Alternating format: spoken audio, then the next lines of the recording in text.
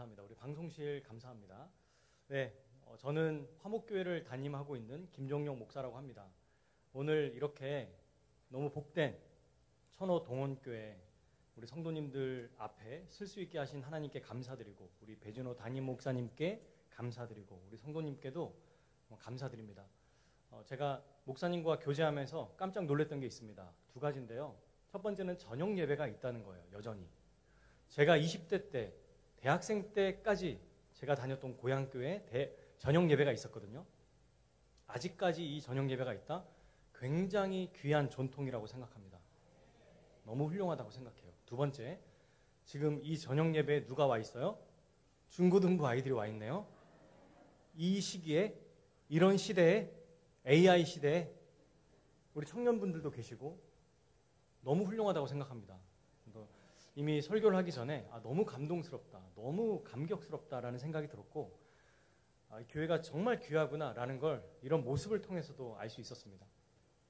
오늘 저는 여러분들에게 어떻게 하면 신앙생활을 정말 기쁘게 할 수 있을까, 이걸 좀 말씀드려보고 싶어요.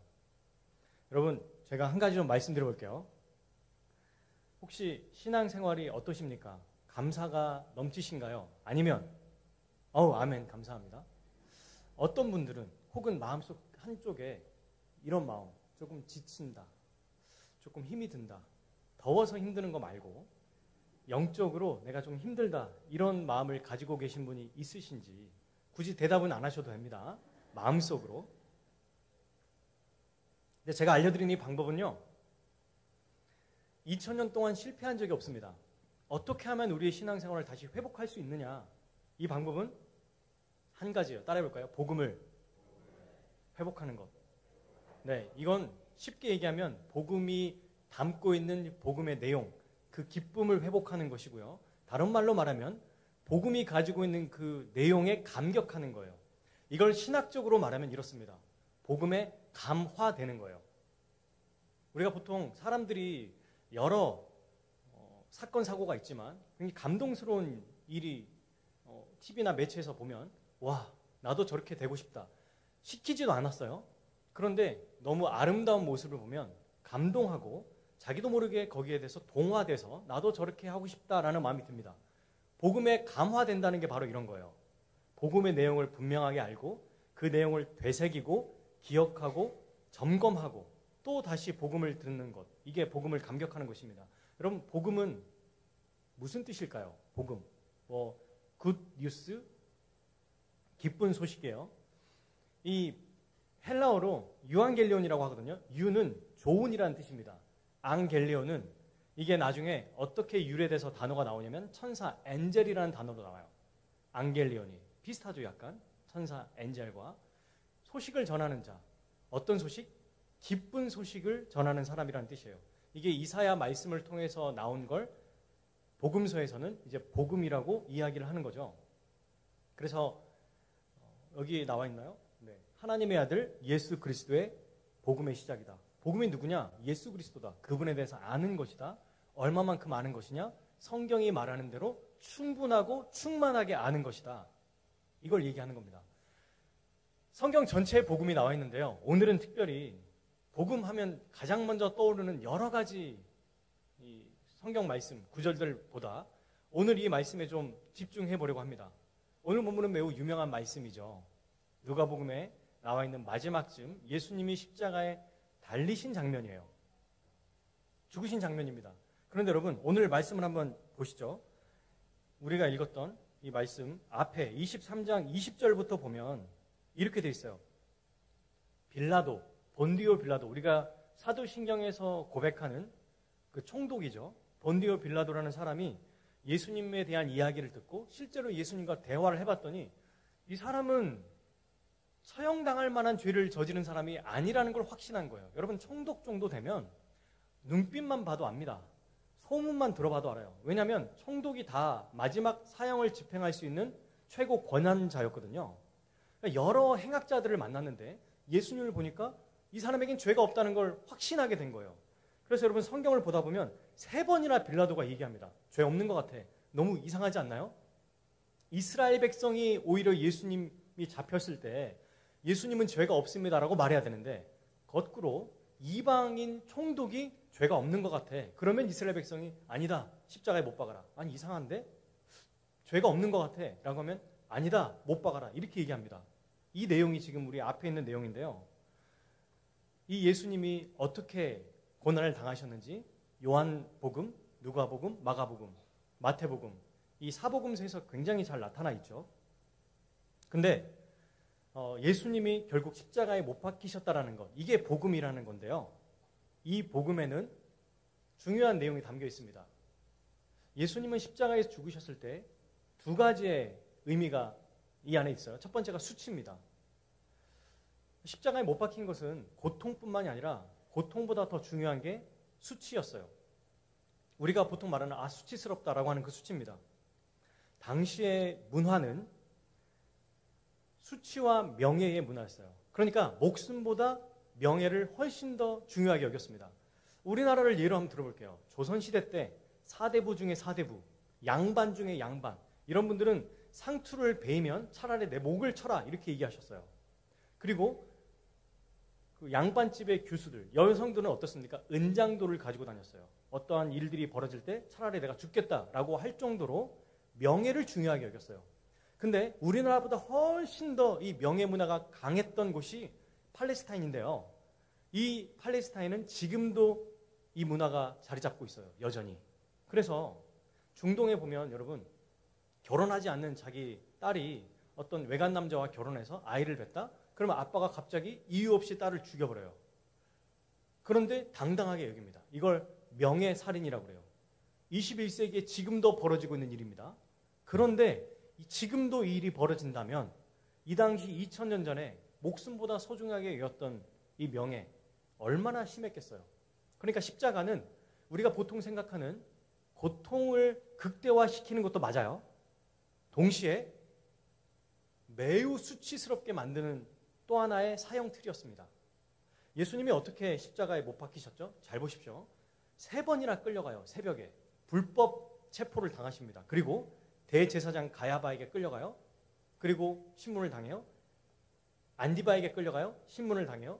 빌라도에게 끌려갑니다. 여러분, 오라고 해도 자존심 상하는데 죄인으로 묶어서 모욕을 줍니다. 그리고 어떻게 하냐면 빌라도가 너무 군중들이 민심이 너무 흉흉하니까 예수님을 십자가에 못 박으라고 하니까 어떻게 하냐면 자기가 볼 때는 아무리 생각해도 이 사람이 반역을 저지르거나 로마를 뒤집을 만한 인물이 아니라는 것을 대화를 통해 알게 됐어요. 그리고 아내가 꿈을 꿨잖아요. 뒤숭숭합니다. 이거 왠지 불길하다. 그래서 어떻게 하냐면 군중들에게 풀어주라고 했더니 이들이 안 된다고 그러죠. 그래서 어떻게 하신 줄 아세요? 고난을 받게 하는데 그게 바로 채찍질이었어요. 그러니까 우리가 보통 영화나 아니면 기본적으로 생각할 때는 채찍질 당한 다음에 곧바로 십자가형을 받는 것처럼 보이지만 성경을 잘 우리가 재구성해 보면 빌라도가 처음에 예수님 풀어주라, 뭐 죄 없는 것 같아요 라고 했을 때 군중들이 소리치거든요. 그러니까 이거 너무 심한데 안 되겠다. 좋아. 그러면 내가 좀 기다려봐 하고 예수님을 채찍질을 당하게 하세요. 그 채찍질을 당하면 어떤 일이 벌어지는지 아시죠? 이 채찍은 그냥 우리가 생각하는 가죽에다가 아주 별의별 이 흉악한 무기들을 다 답니다. 달아요 여기다가. 그래서 한 대 때리고 뗄 때마다 찢겨져 나가죠. 살들이. 실제로 여러분 역사적으로 보면 채찍질을 당하다가 죽은 사람이 많았대요. 그리고 뇌물을 줬답니다. 이 군인들에게. 흉악범의 부모들이, 채찍질을 당하는 부모들이 뇌물을 줬대요. 채찍을 맞아서 차라리 죽여주십시오. 그 뇌물을 줬대요. 왜냐하면 채찍을 당해서 죽는 게 훨씬 덜 수치스러우니까. 그거를 맞고 살아난 다음에 골고다 골짜기까지 가고 거기서 십자가에서 죽는 건 너무 수치스럽거든요. 자기 가족에게. 그래서 이제 로마 군인에게 뇌물을 준 거죠. 근데 예수님도 똑같이 채찍을 받았습니다. 그 다음에 어땠어요? 온몸이 피투성이었을 거예요. 피가 막 절절들 넘쳤을 겁니다. 그리고 군중들 앞에 예수님을 딱 데리고 와요. 됐지? 이게 뭘 의미하는 거예요? 이렇게 때렸으면 됐잖아. 이제 화 좀 풀어. 이유는 모르겠는데 그만하자. 이렇게 얘기한 거예요. 그런데 군중들이 또 얘기하죠. 아니다. 십자가에 못 박아라. 그랬더니 하는 수 없이 예수님을 십자가에 못 박으도록 허락해 줍니다. 그리고 나서 예수님은 그 피범벅이 된 상태에서 어떠세요? 많은 사람들이 보는 앞에서 수치 중에도 이런 수치가 없어요. 그리고 자기가 죽을 십자가를 짊어집니다. 이것만큼 비참한 게 어디 있습니까? 자기가 죽을 걸 자기가 끌고 가요. 가다가 넘어지고 사람들에게 손가락질당하고 침뱉음 당하고 모욕당하고. 그런데 너 계속 넘어지니까 구레네 시몬이라는 사람에게 짊어지게 하면서도 계속 사람들에게 욕을 받죠. 그리고 나서 십자가에 못을 박습니다. 못을 박는 것도 모자라서 로마 군인에게도 희롱을 당해요. 머리를 때린 다음에 누가 때렸는지 맞춰봐. 너 하나님이라며. 이런 모욕을 당하죠. 그리고 우리가 보통 알고 있는 대로 예수님께서 뭐 십자가 상이나 그림 이런 걸 보면 하의에 옷을 입고 계시잖아요. 실제 십자가 역사적 사실을 보면 실오라기 하나 걸치지 않습니다. 수치를 줘야 되니까. 벌거벗은 상태로 십자가에 못 박으세요. 근데 이때 돌아가시기 전에 사람들이, 여러분 돌아가시는 분들 볼 때 마지막에 어때요? 배설물을 흘러요. 더럽죠. 피 흘리죠. 그리고 예수님은 유대인의 왕이라는 편말을 쓰였죠. 그 다음에 가시면류관이라고 하는 가시면류관까지 쓰였죠. 로마 군인들이 욕을 하죠. 그런데 더 웃긴 거는 여기서도 너무 충분한데 예수님 양옆에 함께 못 박힌 행악자라고 나와요. 이 사람들조차도 예수님을 욕을 해요. 끝까지 수치와 조롱과 멸시를 받습니다. 사실 십자가의 고통을 너무 표현하기 어려워서 당시의 십자가형에서는 보통 이 죽는 자들이 이런 특징을 보였대요. 소리를 지른다, 저주한다, 욕을 한다. 그렇겠죠. 그러다가 지쳐서 또 욕하고, 지쳐서 욕하고. 욕이 일상인 거예요. 사람들이 그걸 보고 뭘 느꼈을까요? 아, 나는 절대로 저 십자가에 못 박히면 안 되겠다.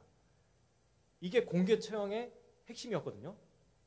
이걸 누가 그러면 이 처형에 당하느냐? 대체 누가 십자가에 달리느냐? 그게 오늘 32절에 나오죠. 32절. 또 다른 두 행악자도라고 나옵니다. 누가 달리냐면 악한 일을 하는 자인데요. 보통은 두 종류입니다. 첫 번째는 황제를 반역하는 사람. 그러니까 황제를 죽여서 새로운 나라를 꿈꾸겠다라고 하는 사람들에게 본보기로 십자가형을 당하게 하고요. 두 번째로는 가장 극악무도한 행위를 했던 사람들. 그런 사람들에게 다시는 저런 죄를 범하지 못하도록 공개 처형을 하는 거예요. 근데 아무리 봐도 예수님은 그런 잘못을 하시는 분이 아니거든요. 그게 이방인인 로마 총독 빌라도를 통해서 나와 있는 게 23장의 내용이에요. 나중에 집에 가셔서 한번 읽어보십시오. 자, 그러면 왜 십자가에서 이렇게 죽으셔야 되는가? 여러분, 우리는 이 복음서만 봤을 때는 이해를 할 수가 없습니다. 누가복음을 보면 혹은 마가복음을 보면 도대체 예수님이 왜 죽으셔야 되는지를 알 수가 없어요. 그냥 다른 사람의 이간질, 대제사장들과 서기관들이 음모론? 아니에요. 성경에서 이미 이야기하고 있습니다. 예수님의 십자가 죽음을 예언했죠. 그게 어디에 나와 있습니까? 이사야 53장 3절에서 6절까지의 말씀이에요. 우리 같이 한번 잠깐 찾아볼까요? 이사야 53장 3절에서 6절 말씀입니다.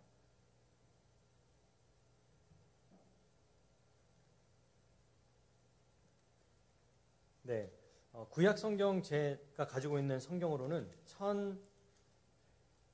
1033페이지 정도 돼 있어요. 이 예수님의 죽음을 이렇게 이야기했는데요. 이걸 우리로 적용을 해야 됩니다. 같이 한번 읽어봅시다. 천천히 3절부터 6절까지 시작. 그는 사람들에게 강 많이 가깝으며 질고를 아는 자라 마치 얼굴을 가는 것 같이 멸시를 당하였고 우리도 그를 귀히 여기지 아니하였도다. 그는 실로 우리의 질고를 지고 우리의 슬픔을 당하였거늘 우리는 생각하기를 그는 징벌을 받아 하나님께 맞으며 고난을 당한다 하였노라. 그가 찔림은 우리의 허물 때문이요 그가 상함은 우리의 죄악 때문이라. 그가 징계를 받음으로 우리는 평화를 누리고 그가 채찍에 맞음으로 나음을 받았도다. 우리는 다 양 같아서 그릇 행하여 각기 제 길로 갔거늘 여호와께서는 우리 모두의 죄악을 그에게 담당시키셨도다. 아멘. 예수님이 십자가에서 죽으신 이유, 미움과 멸시를 받고 고통을 겪으신 이유는 우리는 이렇게 생각했다는 거예요. 아, 잘못해가지고 하나님께 잘못해서 지금 고통당하는 거구나. 그런데 이미 하나님은 예언자 이사야를 통해서 예수님의 십자가 죽음의 의미가 무엇인지 알려주셨죠. 너희들 때문이다. 너희들의 죄 때문이다. 그가 맞음으로 너희가 평화를 얻는다. 주님이 맞을 때마다 더 평화의 이 은혜가 충만해지고요. 그가 상처를 입음으로 우리가 고침을 받은 거고, 그리고 그가 죽음으로 우리가 생명을 얻었다는 이야기입니다. 그러니까 예수님의 십자가 죽음은 그저 단지 갑자기 운이 없어서 아니면 음모 때문에 죽으신 분이 아니라는 거예요. 복음이라는 건 뭐냐면 내가 받아야 할 죄의 형벌을 누군가 대신 받았다는 것입니다. 그런데 이 누군가 대신 받았다는 이게 지금까지 내가 지었던 죄 말고 앞으로도 짓게 될 주님 나라 갈 때까지 지을 모든 죄를 전부 다 용서받는 걸 말하는 거예요. 이게 복음이라는 거죠. 죄사함과 의롭다함을 받는 것, 이게 십자가 은혜를 받는 것인데요. 사랑하는 여러분, 이 복음에 대한 내용이 아주 간단하게 설명했지만 앞으로 우리 배진호 목사님을 통해서 계속 선포될 거예요. 모든 성경 본문과 각기 다른 각도로, 다른 방향으로, 다른 깊이로 복음이 선포될 겁니다. 그때 예수님 십자가에서 날 위해 죽으셨지라고 하는 이 단조로운 명제가 아니고 이게 우리를 살리고 우리에게 생명을 주고 거룩하게 하고 은혜로 살아가게 하고 구원의 힘을 주는 원동력이 됩니다. 네, 그게 말씀의 힘이에요. 너무 신기하죠. 저는 어렸을 때 그저 목사님 말씀을 듣고 예수님 믿으면 천국 가지, 이 단조로운 생각 너무 맞죠. 그럼 우리 죄사함 얻었지. 맞아요. 그런데 이 말씀을 하나하나 곱씹고 이게 설교로 선포됐을 때, 그리고 그 선포됐을 때 아멘으로 받아들이잖아요. 그러면 하나님은 살아계시기 때문에 말씀을 통해 성령으로 역사를 하십니다.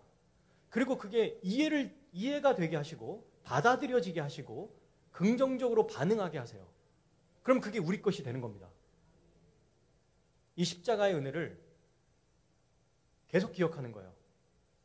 이게 복음의 첫 번째 걸음입니다. 날마다 기억하는 거예요. 그런데 단조롭게 말고 풍성하고 다채롭게. 그게 성경을 아는 거예요.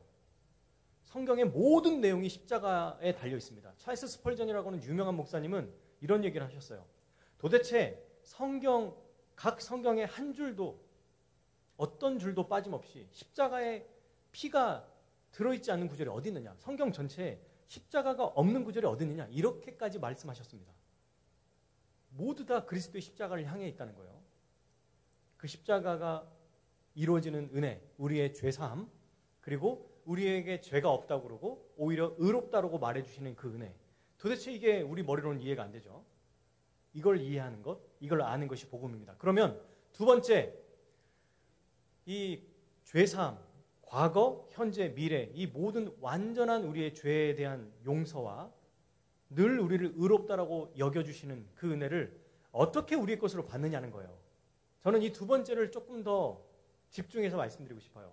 어떻게 그 은혜를 내 것으로 받아들일 수 있느냐.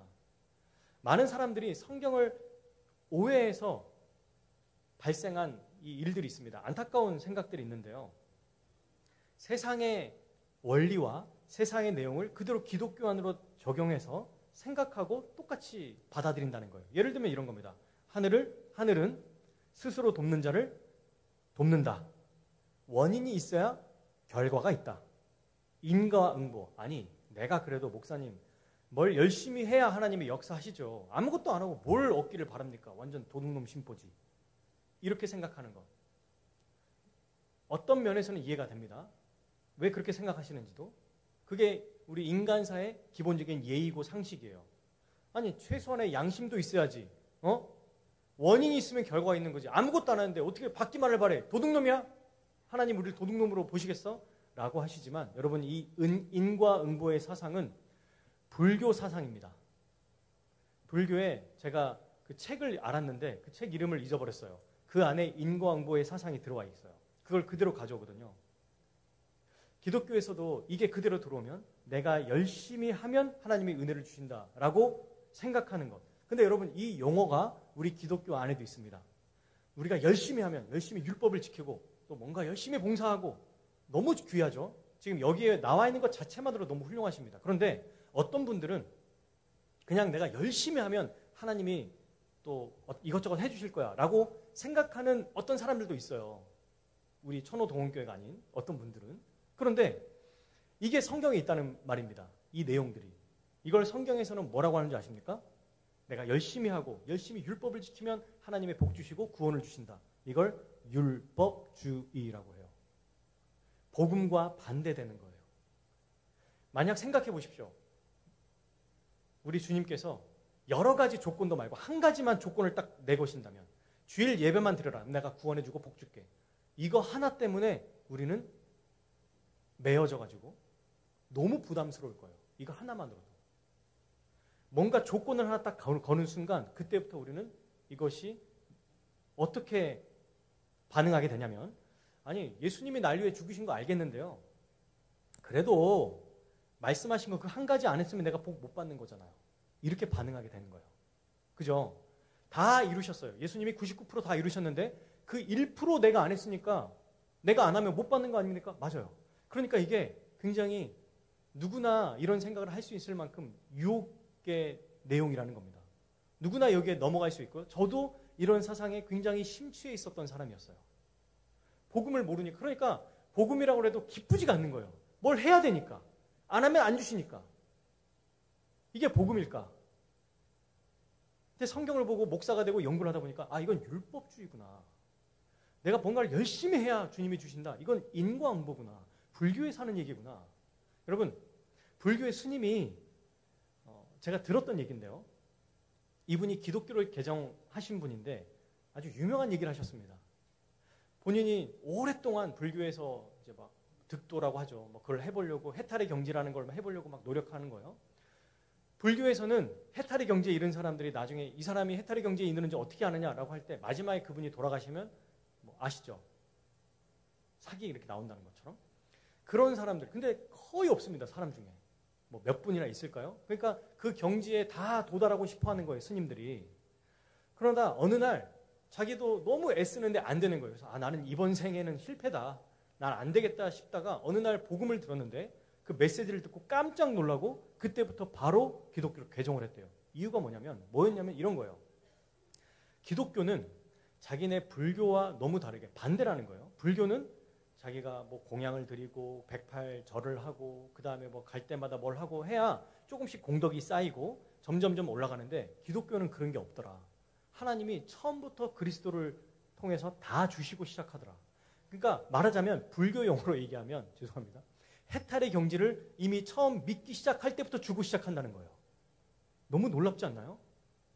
그러니까 평생 이루어야 될 것을 그리스도를 통해서 이미 먼저 주고 시작하신다는 겁니다. 이게 복음이죠. 저는 이 사실을 깨닫고 깜짝 놀랐어요. 아, 그래야 복음이지. 내가 뭔가 열심히 안 하면 안 주고 하면 주고 이러면 와 너무 답답할 것 같은 거예요. 물론 우리의 행위는 중요합니다. 그리고 우리가 하는 것들 하나님 기쁘게 받으세요. 근데 어떤 마음으로 하느냐가 너무 중요하다는 겁니다. 근데 이제 이렇게 생각하시는 분도 있을 거예요. 목사님, 저는 그렇게 생각하지 않아요. 자, 그러면 제가 두 가지 예를 한번 들어볼게요. 혹시 여기에 해당된다면 조용히 손들지 마시고 대답하지 마시고 마음속으로 아 내가 율법주의에 나도 심취해 있구나. 혹은 나도 모르게 이런 사상이 있었구나를 판단해 보실 수 있습니다. 점검해 보실 수 있다는 얘기예요. 첫 번째, 아주 쉽게 안 하는 보는 방법은 제가 예를 들어볼게요. 어떤 교회에 오래된 교회, 우리 천호동원교회 같이 혹은 더 오래된 이제 막 집사님의 임명되신 분이 그 임명되신 분들의 모임이 있었어요. 교회에서. 그리고 이제 그 모임에서 얘기를 하는데 그 중에 거기서 말은 안 하지만 모임을 하면서 어떤 한 분이 생각해요. 아 내가 그래도 이들 중에 제일 낫네. 교회를 내가 제일 먼저 왔거든. 내가 봉사를 제일 많이 했고 헌금을 제일 많이 했어. 나보다 좀 그래 좀 괜찮은 것 같아. 그런데 저기 문을 삑 열면서 한 20년 정도 교회 다니신 신실하신 권사님이 딱 들어오시는 거예요. 그랬더니 딱 권사님이 들어오시니까 막 마음속으로는 내가 이들보다 제일 나라고 생각했다가 아 그래 권사님이 저 정도는 돼야 그래도 얘기할 수 있지. 맞아 나는 뭐 저 정도는 아니야 하면서 이제 권사님은 또 막 갓 집사님이 되신 분들에게 막 조언을 해주세요.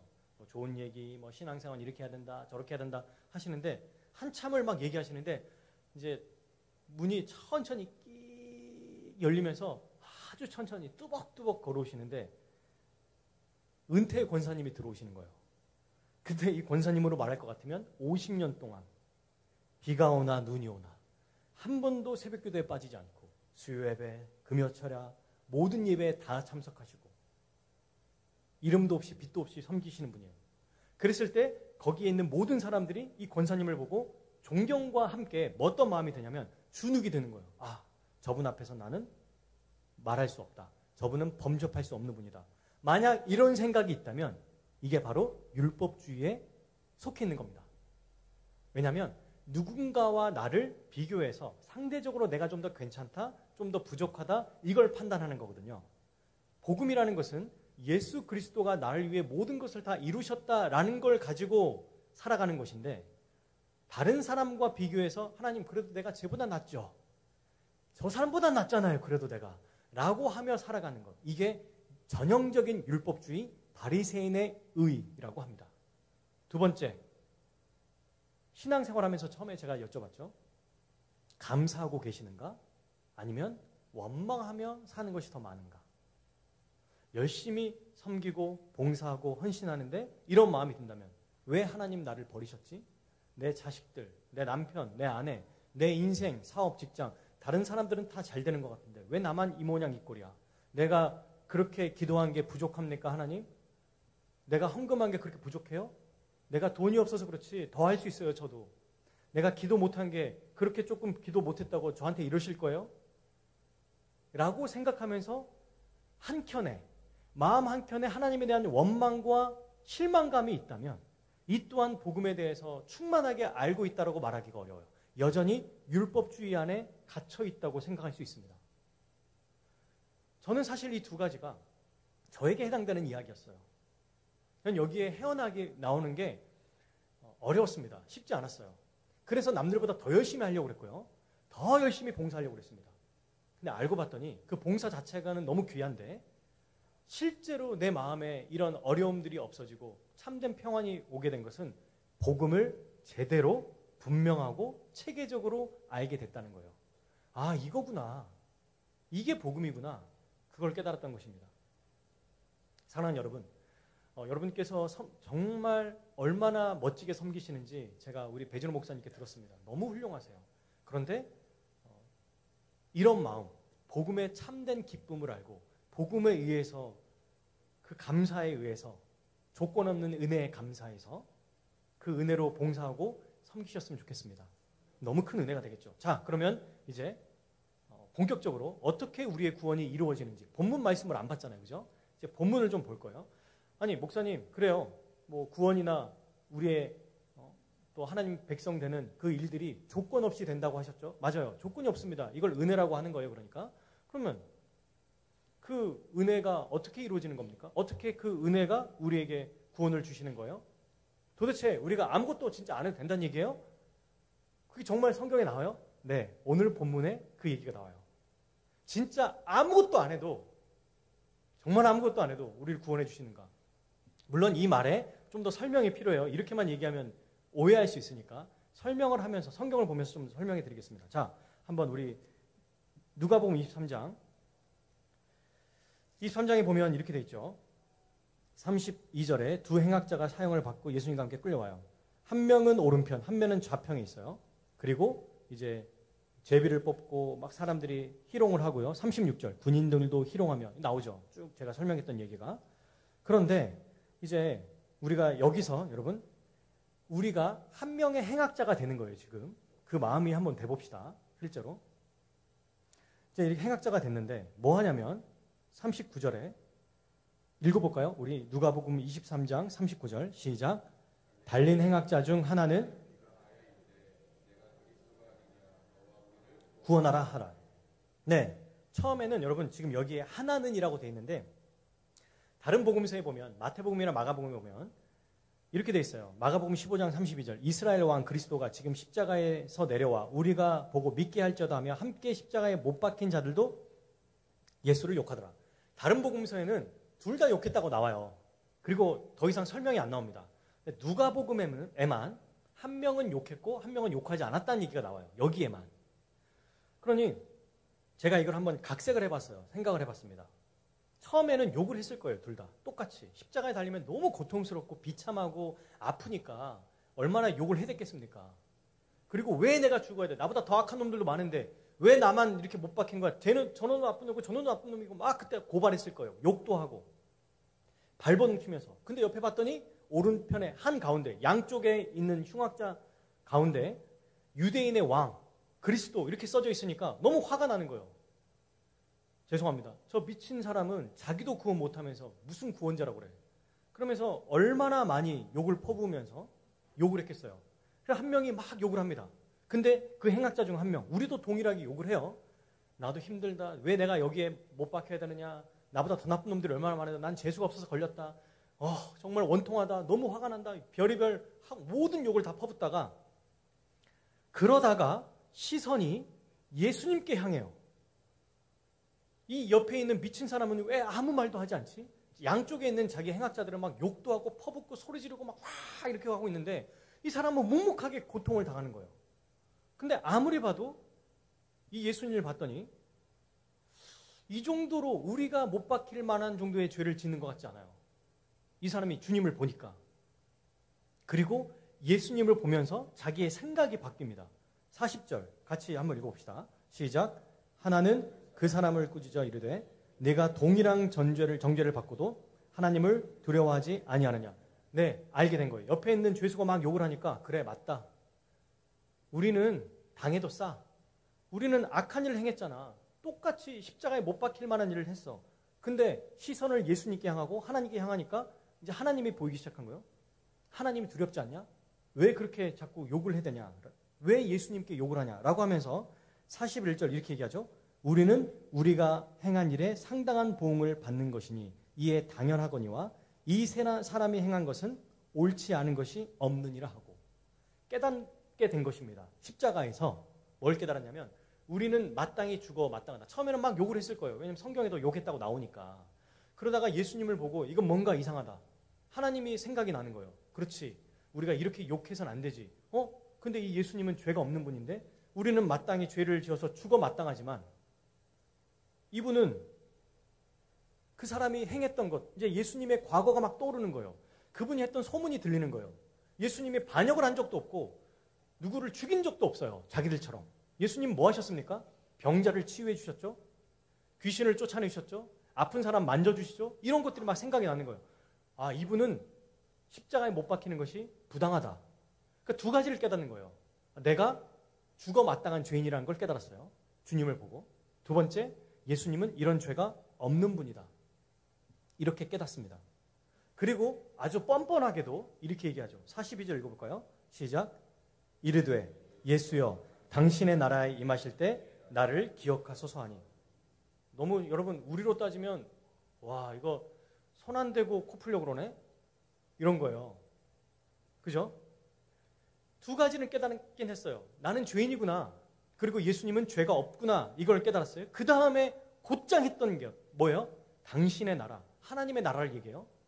그리고 주님이 그 나라에 가실 때 나를 기억해 주십시오. 나를 데려가 주십시오. 이 얘기입니다. 여러분, 이 죄인이 뭐 했습니까? 그동안. 나쁜 짓을 했어요.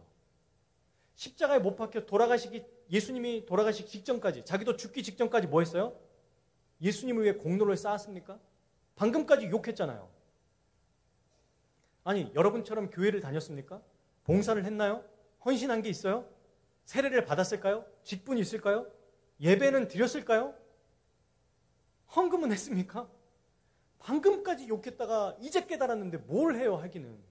십자가에 내려와서 예수님을 위해서 그래도 살았더라. 주를 위해 죽었더라. 이런 표현도 없어요. 그죠? 방금 그러니까 죽기 직전에 이제는 더 이상 내 힘으로 여기 내려올 수 없구나. 이제 끝이구나 생각하니까 그게 보이는 거예요. 내가 죄인이 맞구나. 죽음 직전에 사람이 가장 거룩해진다고 하거든요. 사랑하는 여러분. 그때 깨닫는 거예요. 내가 죄인이구나. 그리고 십자가에 못 박힌 저 예수는 죄가 없구나. 그리고 예수님께 그저 고백합니다. 주님, 저는 죄인입니다. 당신의 나라 가실 때 나를 기억해 주십시오. 이 한마디 한 거예요. 그때 예수님이 뭐라고 하십니까? 이렇게 하면 어땠을까? 우리 같으면 이랬을 것 같아요. 저 같으면. 이것도 저것도 안 한 놈이 무슨 말이 그렇게 많아. 야, 네가 날 위해 뭘 했는데? 예배를 드리기로 했어. 헌금을 하기로 했어. 네가 뭘 했어? 뭘 했다고 지금까지 욕하고 이제 갑자기 믿음으로 고백했다고 내가 널 구원해 준다고? 이래야 정상이잖아요. 안 그래요? 이게 인과응보 아닙니까? 너는 지금까지 악한 일을 행하고 이제 나에게 믿음을 고백한다고 내가 네 소원을 들어줘야 된다고? 내가 널 구원해 줘야 된다고? 말도 안 되는 소리 하지 마. 이래야 되는데 오늘 말씀의 핵심이죠. 마지막 절 같이 한번 읽어봅시다. 43절 시작. 예수께서 진실로 진실로 아멘. 와, 볼 때마다 은혜가 됩니다. 진실로 내게 이르노니 이 뜻은 내가 반드시 약속한다 이 뜻이거든요. 오늘이래요. 오늘. 성경에 나와 있죠. 오늘. 나중이 아니에요.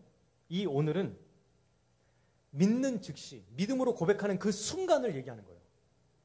나는 죄인입니다. 당신은 죄가 없습니다. 당신은 구원자입니다. 나는 죄인입니다.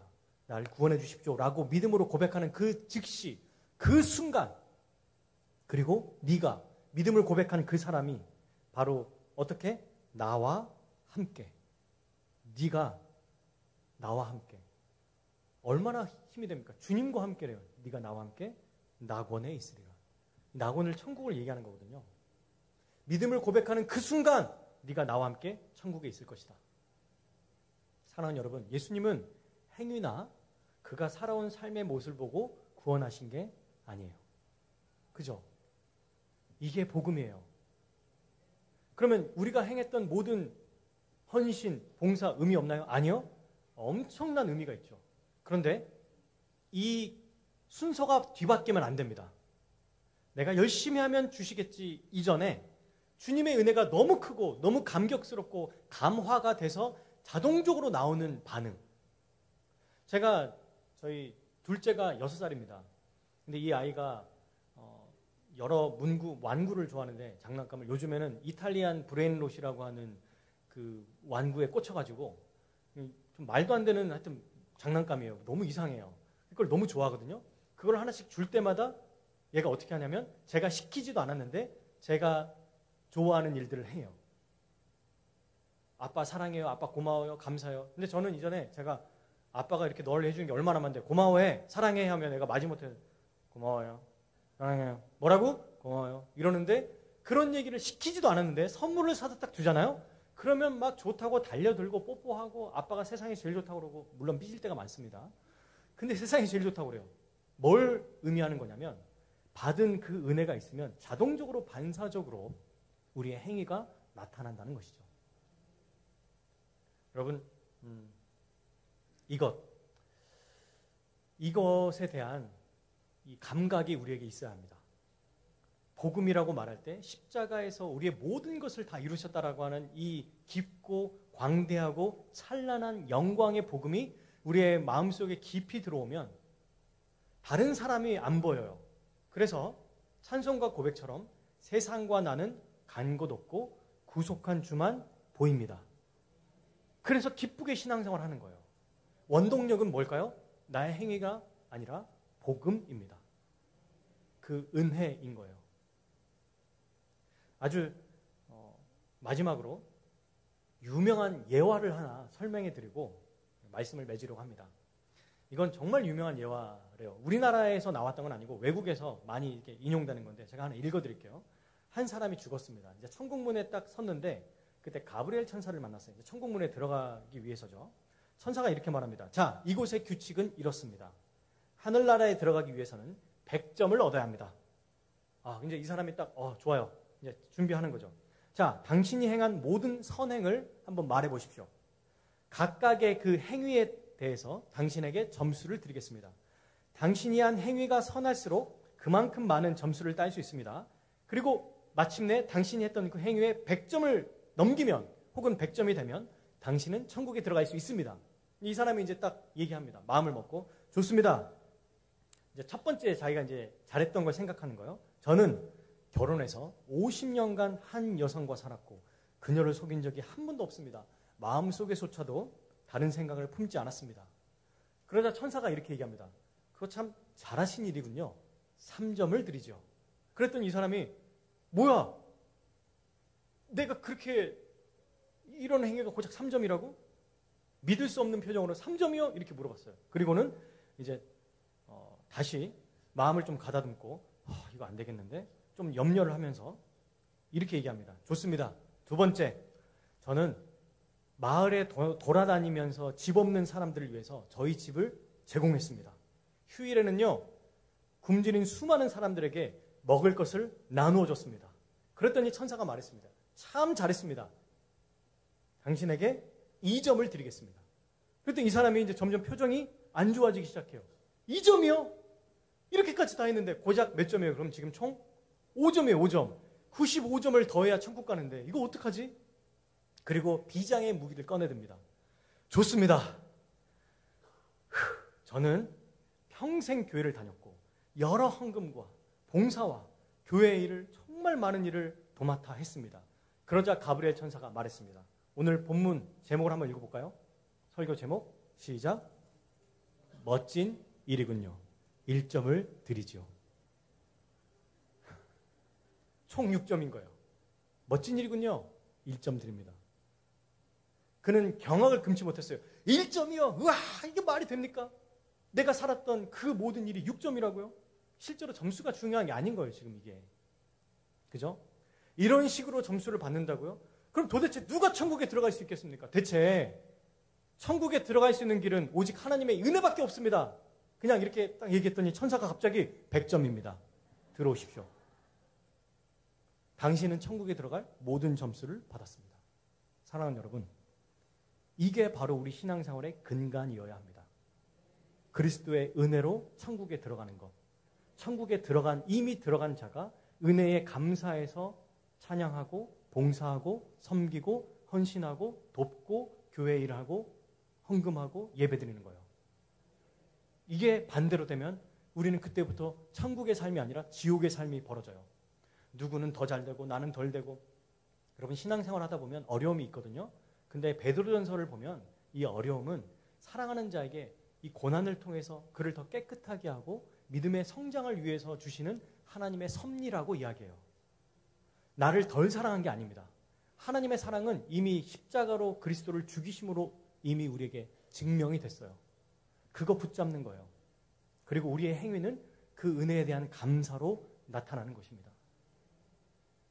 이 복음은 매년, 매달, 매주 선포되어야 합니다. 특별히 이 복음의 프로그램을 통해서 제가 복음을 처음, 사실 너무 할 말이 많지만 이렇게 줄여서 하게 됐죠. 앞으로 제가 기대하기는 우리 총원동원교회 담임 목사님이신 배준호 목사님을 통해 이 복음의 은혜와 기쁨과 열정과 감격이 정말 불일 듯 곳곳에 일어났으면 좋겠습니다. 그래서 성령의 감화되는 삶, 무엇보다도 감격이 넘치고 그 감격 때문에 기뻐서 마지못해서 하는 것이 아니라 나도 모르게 하는 것 자체가 너무 즐거운 그런 기쁨의 삶이 여러분들에게 있기를 주님의 이름으로 축복합니다. 아멘. 우리 함께 찬양하고